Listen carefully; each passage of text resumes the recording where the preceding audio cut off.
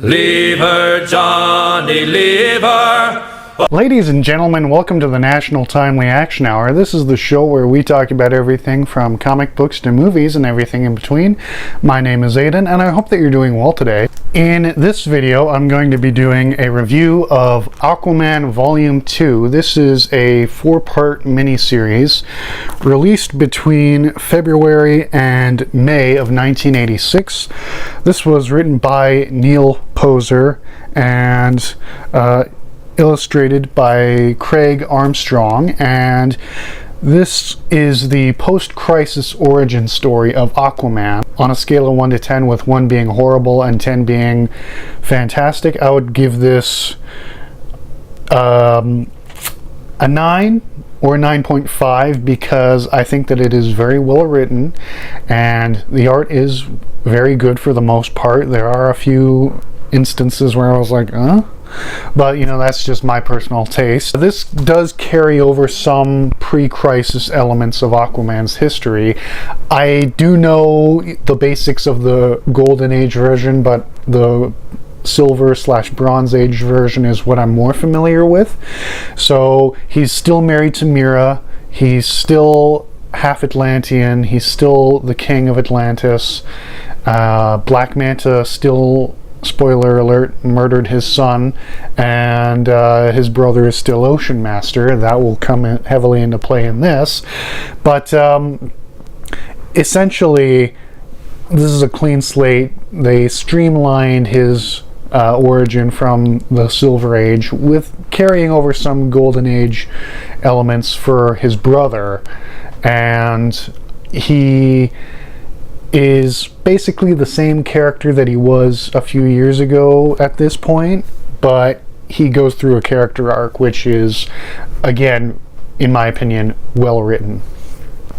So the story starts off with Aquaman and his wife Mira living in Venice Beach, I believe, in Florida. New Venice. I've never been. I don't know. I have been to Florida once when I was like 7 years old. My mother took my older brother and I, with her boyfriend at the time, to Disney World. And that was a great time.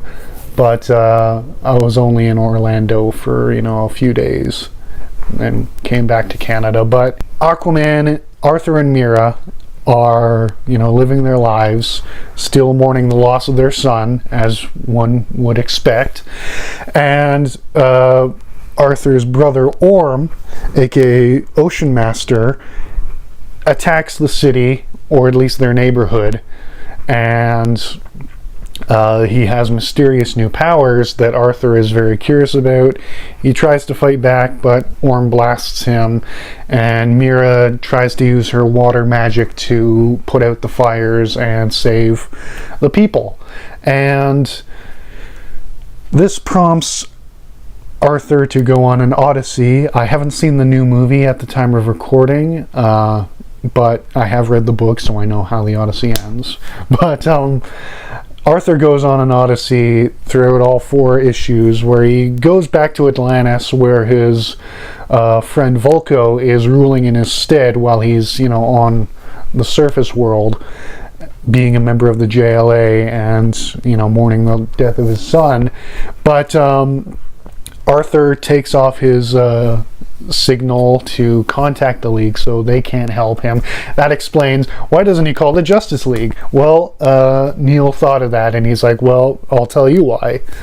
But he goes to Vulko, and because Vulko calls him, he sends a mechanical octopus to bring him to Atlantis, and he's like, hey buddy, so your policy to open up Atlantis to the surface world is not very popular, so the people want me to be the actual king. In the meantime, the seal of the city has been stolen, and I need you to go get it. And so Aquaman's like, alright, well, I guess that's just a side quest I gotta do while I figure out what to do about my brother. But he goes to this other city that was part of the Atlantean continent that broke off after Atlantis had sunk, I believe 3,000 years ago. But basically he's saying, the queen is saying, I don't like you because you're an outsider, so I'm going to have my, fish beast kill you. But it turns out that she usurped the throne from her sister, drawing in some parallels between Arthur and Orm. But Nada, who was the former queen, she helps Aquaman on his adventure, and she helps him defeat the beast. And they're like, okay, so we got to get the seal back, and our artifact was also stolen, so that's why I'm going to help you. So basically they learn that Orm had learned magic, ancient Atlantean magic, from before the continent had sunk, and he used that to find these orbs that were in these artifacts that will give him even more power. And he is gaining all of this power because, as we learn in issue 3, that Arthur is the son of a man named Thomas Curry, who served in World War II in the U.S. Navy. And after the war had ended, he became a lighthouse keeper, and he was, just happy to be isolated because he was like, oh, I've got so much trauma from the war. I don't really care about people. I'm just going to live my life here. And, he sees this woman. He thinks she's drowning. He dives in and saves her. And as it turns out, she is Atlanta, the queen of Atlantis. But her sister, or one of the other members of the royal family, was like, you want to explore the surface? You're banished. And so Atlanta falls in love with Thomas Curry, and they have a son, Arthur, and he inherits her powers of being able to breathe underwater, swim really fast, be durable, and be able to command fish, or an aquatic life, to bend to his will. And so she dies of an undisclosed illness, and Thomas is grief-stricken, but he starts training Arthur to use his powers because Atlanta had told them on her deathbed, her secret. But a few years later, Thomas remarries, and his new wife bears him another son named Orm. And Orm is jealous that their father clearly loved Arthur more than he loved Orm. And if I were named Orm, I would become a villain too, because what two normal human beings name their son that? I'd become evil too.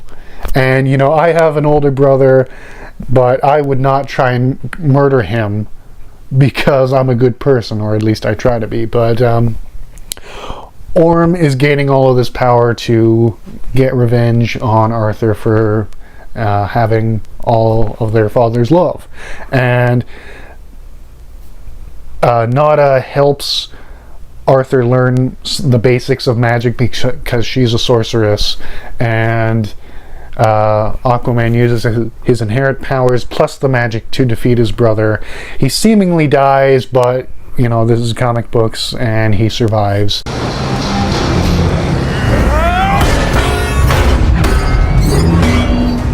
And Arthur goes back to the surface to reconnect with his wife, and finally heal from the trauma of his son's death. Also, there's a subplot of the Atlantean people pressuring Vulko to invade the surface world because they think that the surface dwellers stole the seal, but no, it was Orm. But he also gets this cool blue suit we see him in his classic costume, but this blue suit is to help him blend into the ocean while he goes on this mission for Volko. But let me show you the covers. So there's issue 1. Let me flip through some of this art because I personally think that it's great. But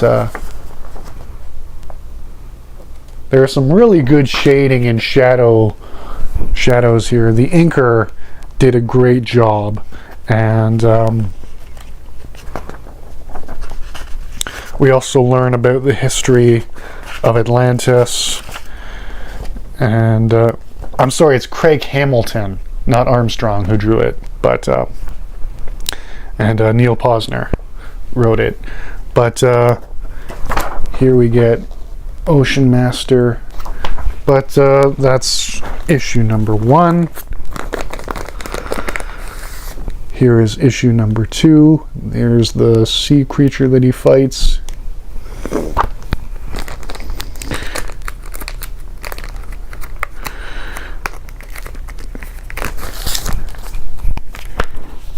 Here is issue 3, where we learn the origin story,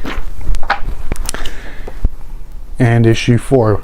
But yeah, I really like this story, and if you enjoyed this video, please click the like button and subscribe if you're new. Ring the bell to be notified when I post new videos. Share this with your friends.